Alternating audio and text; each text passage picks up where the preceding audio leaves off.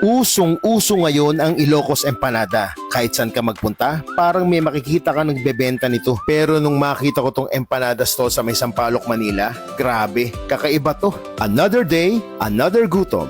Bago tayo kumain, silipin muna natin kung paano to ginagawa. Traditional orange dough pa rin ang ginagamit, pero kapansin-pansin na sobrang nipis ng pagkaka-flatten ni ate. Siguro para maging mas crispy yung shell. Tapos nilagyan ng green papaya, repolyo at munggo na sa tingin ko parang hindi na yata traditional yun. Syempre, meron yan vegan longganisa at isang hilaw na itlog. Tapos diretso na yan sa mainit na mantika para ma-deep fry ng ilang minuto. At syempre, pag luto na, dapat i-drain yung excess oil. For this regular empanada, it's only 99 pesos. Pero may option kang gawin yan overload. 144 pesos naman yun. Kasi may additional vegan longganisa na siya at cheese. At heto na nga yung order ko na overload. Salamat, Sanderford. Kakain tayo ng Charmaine.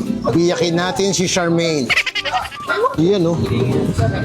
Ang init ni Charmaine. Oh no! Alam nyo guys, dapat to suka. Pero dahil meron siyang keso, at I don't think bagay yung keso at saka suka. So ginamit ko ketchup.